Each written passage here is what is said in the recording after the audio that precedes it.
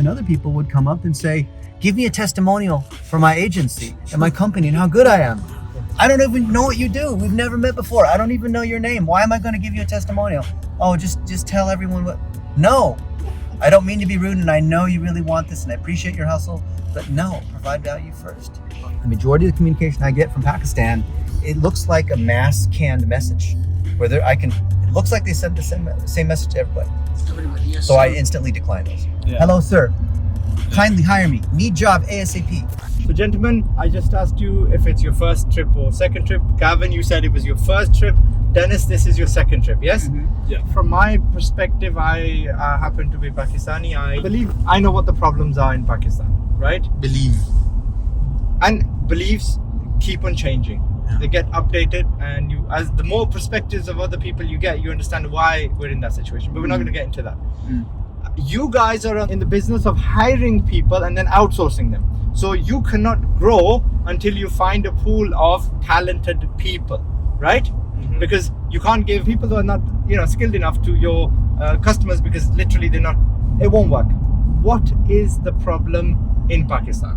Why are we not able to produce valuable kids? And don't Be very blunt. No, be very blunt. No need to sugarcoat things, yeah? Because I don't sugarcoat things. I say it as it is.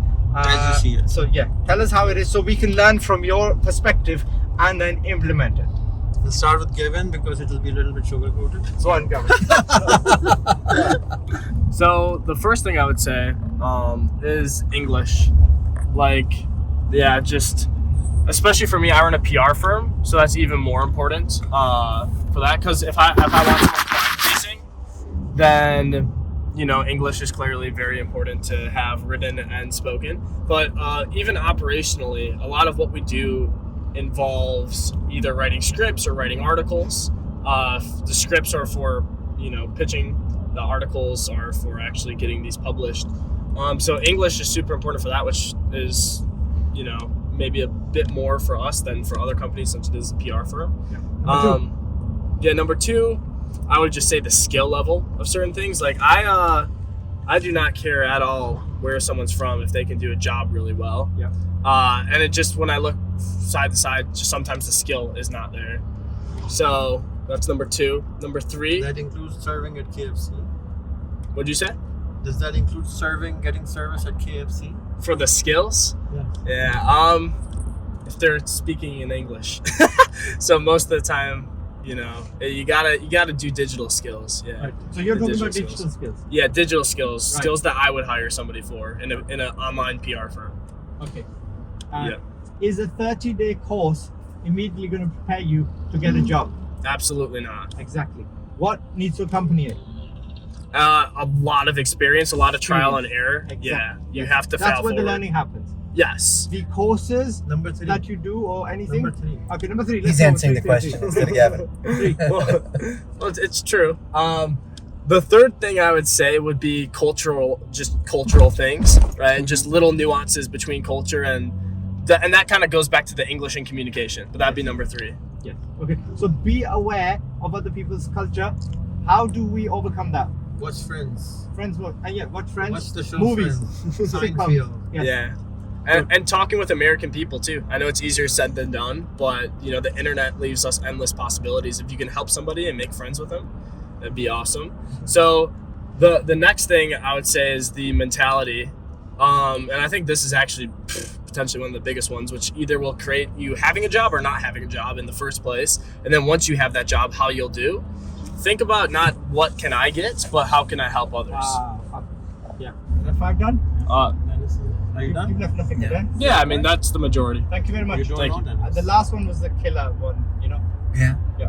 First is a mismatch of skills. Right. So a lot of these lower end skills like Canva, simple things that are on Fiverr that are just commodity based, Yeah. don't align with the things that the higher end clients want, which require Wow. combinations Very of nice. skills. Yeah. Some of them are AI driven sorts of tools based on GPT-3 where you kind of have to be connected in these spaces and know these people. So Gavin and I know the folks Yes. who built high level Yeah. and Descript and Jasper and WordPress and whatnot.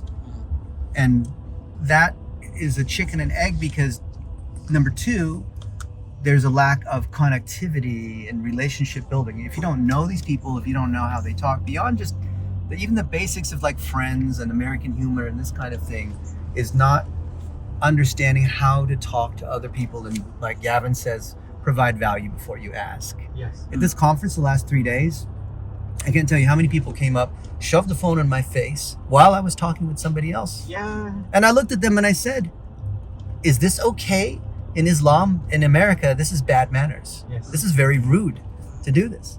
And other people would come up and say, give me a testimonial for my agency and my company and how good I am. I don't even know what you do. We've never met before. I don't even know your name. Why am I going to give you a testimonial? Oh, just tell everyone what. No, I don't mean to be rude, and I know you really want this, and I appreciate your hustle, but no, provide value first. Yeah. 3 is the insistence upon expertise instead of being willing to listen and follow directions. Wow. So saying, I'm an expert in SEO. I've been doing this for 2 months. Really? Yes. So today, this afternoon, I was talking with these 2 people. They came up initially, asked a question. I started to answer it. And then they told me, they were teaching me SEO. They're telling me what their opinion was on how to make video, on how to go viral, on how to spend money on ads. And I'm thinking, you have no experience. I've spent $1 billion on Facebook ads. Hopefully, and then I explained to them, whoever should give an opinion is someone who credibly has done the thing. I don't care how confident you are, you have no credibility unless you have done that particular thing. 4, which is interrelated with these other pieces, what Gavin was saying, was the mindset. So unless you understand, at first I thought it was etiquette when I first came. Then I realized it was something deeper about not even realizing or believing or that you could make $1 million a year, and that you build relationships over time instead of just, I'm going to ask this person right now, how many people came up to you, Gavin, and said, oh, and they recited their whole resume of what they did and all this stuff just for 2 or 3 minutes, as if it was some sales pitch, and they'd hope that if they recited their sales pitch enough times, maybe you would hire them. Like that one guy, I do interior design and blah, blah, blah. I'm not looking for interior design. I'm not a car manufacturer looking for doing interiors for my vehicles. It's not my business. Which goes back to the first 3, which is like a lack of listening. So, Gavin's firm's called Empathy Firm. I think empathy, called number 5, is the biggest missing piece, which ties to communication. At first I thought it was not speaking great English. Forget about the accent. I work with lots of people who have accents. Yeah. It's the empathy, which goes back to caring and understanding them first before I ask for what I want. I've never heard anyone else say something like, hey, I was watching your YouTube video where you and Gavin were talking about this one thing, and I had this one question where you said this, can you explain? They didn't do that. Or saying like, hey, what can I do to help you? I really like what you're doing. Or instead it was like, let me tell you how I'm an expert. I do all these things. You need to hire me. Can we schedule a meeting? Or can I just get some private consulting with you right now? And I'm going to ask you all these questions. There's a whole line of these other people. I want to help everybody. It's not that I don't want to help you, but like this general level of inconsiderateness, which, no, actually that's not accurate to call it inconsiderate. It's just not even aware of this thing. Isn't it the same thing we're doing right now to you? What do you mean? No. I will. The feedback you gentlemen just gave us. It was invaluable. Yeah, Seriously. but Thank you. we didn't give them anything. We just asked for feedback. So, Yes. But if you can teach these folks how to do active listening, which is reflecting back what they're saying. Parting gift. Active listening. So- Active listening. Very few people here even know what it is or can practice it. That's number 4. Number 5.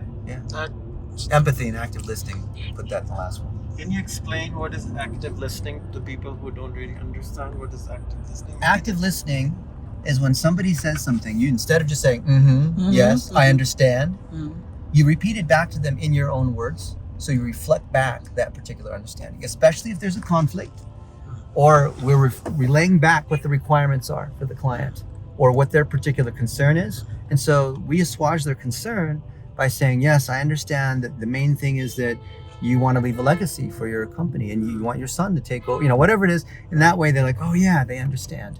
Versus just like, resume. Here's my bullet point. Look at my portfolio of all the things I've done on Fiverr. Like, I'm not going to go through your portfolio. Show that you, like, We've posted 50 jobs maybe in our Facebook group, and almost nobody in the 27,000 people has replied saying, okay, I watched that Zoom call with you and that attorney, and it was very clear the issue was that they didn't even know what to do with digital marketing. They were just trusting you, and you found this thing wrong and that thing wrong, and you're looking for some freelancers or VAs that are able to do this, this, and this. On number 1 and 2, I have some experience. Here it is. Number 3 and 4, I don't know, but I'm willing to learn. Which shows they put in the time to do the research. That's an example of active listening. It's reflecting back and understanding. Instead of the majority of the communication I get from Pakistan, it looks like a mass canned message where it looks like they sent the same message to everybody. Everybody, yes. So I instantly decline those. 5 out of 27,000. Yikes. Not even 5. Not even. Not even. No. So how I would be many? happy with 5. Dennis? So how many people did you hire? We've hired 20. Just 20. I'm going to end the video here. But if we had more people that could do any of these things that we talked about, we'd hire all of them. Every single one of them. So, if you had a magic lamp and you had some solutions for it, what would the genie of the lamp do? We'd basically duplicate the empathy that's inside Gavin. Back to the initial point about credibility is the only way that you can give advice. I would model other people who do the very thing that I want. So if I want someone who knows how to run a 7-figure agency, I'm going to talk and take advice from people who've run 7-figure agencies. If I want to learn how to do PR, I'm going to look at what Gavin's doing. If I'm going to learn how to build an analytics system, maybe look at what I'm doing. But in Pakistan, it could be, it's like in the inner city in America, you have these African-American children that become drug dealers or whatever because they don't have role models except for like those people. But you have the Sunny Alis and these other folks, but you want to, just like what, Gavin talks about, connect and give and friend, there needs to be more, like maybe I'm the Rihan of the United States in some ways. And so if we can bring together the Rihans of these other countries, other people can see this is how, just like what Rihan says, like watch Friends or real Netflix stuff that's related to our culture. It's not that we're trying to make them Americans, but they understand how to communicate in this way. You want to learn to speak great English? You want to learn how to close deals? Watch people who know how to close deals. I posted tons of recordings on how I've closed deals. Why not? I don't see, could be wrong, maybe I'm being too harsh, but I don't see the Pakistanis in our group actively digesting what I believe is pure gold for them to learn how to do SEO, how to close deals, how to write content, how to use these different tools. I'm literally making the training myself step by step as I'm doing it, putting it out there, and maybe a few thousand people will watch each video, but there's almost no comments. And of the comments, very few reflect any sort of awareness of any of the concepts that we talked about. So what does it make you analyze? If you analyze it as a gap, I understand there's a huge gap, but can you kind of quantify, like we're in the 1st grade, 2nd grade, 10th grade, you're talking 10th grade content? Yeah. Or are you giving the 1st grade content to them? I'm giving 8th to 10th grade content. Where But- do they stand? There's a lot of 1st grade because there's a lack of understanding of basic English. And the vocabulary we use in business is a lot different than tourism English. The second piece, which is really hard to spot, is this cultural awareness, this etiquette of how to build relationships. But you can tell using the words that they have. So how many times, Gavin, do you get hit up by people from Pakistan where it just says, hi, or hello, sir, kindly hire me, need job ASAP. And even Hi. stuff in person too, like Yeah. handshakes. In the US this is a problem to an extent as well, but sometimes when I'm in Pakistan, here, Dennis, shake my hand quick with your right hand. Sometimes people go like this, like the thumb over, Yeah. which I'm like, what? So just web to web is the rule of thumb. So those, Yes. and then nice firm shake. Don't hold on to it for super long after either. Certain etiquette like that goes a long way. So how would you fix if you got the genie of the lamp? Yeah. What would you 3 things? So technically everything is mindset related and it starts there. But if I'm looking at it from a more skill-based standpoint, the first one comes It's a genie. You can do anything you want. Okay, if it's a genie, then what I'd say is really just the mindset. First off, that just Now you're the genie. How would you change the mindset? I'd have the mindset of knowing that anything is possible, which sounds super cheesy, but when you actually believe that to be true, it actually can become a reality. So it starts inwards before it goes outwards. Because if you never believe that you can actually learn English well, when it gets tough, you're gonna give up. So it starts with that as number one. Number two, back to the mindset, just the mentality of giving, like I talked about earlier.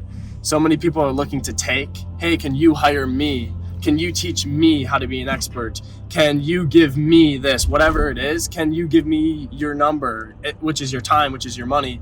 If you could flip that to, hey, I saw that you're working on this, I can help you with this. Or, hey, I have this skill, if you need it, I can help you with that. Or, hey, here's whatever it can be to help and give to others. Flipping that would be number two. And then the last one would really just be from the skill-based standpoint, which still stems from the mindset. If you don't see a lot of people learning a skill, a lot of times people write it off if they don't see a lot of other people doing something. You guys have to be the leaders. Even if nobody else is doing the skill that you know is a good skill to learn, you have to be a leader, and you have to dive into that. That might be uncharted territory in Pakistan, even though other people all around the world are learning some of these skills. So I'd say those would be the three. Brilliant. Thank you very much. Yeah, thank you guys. Thank you.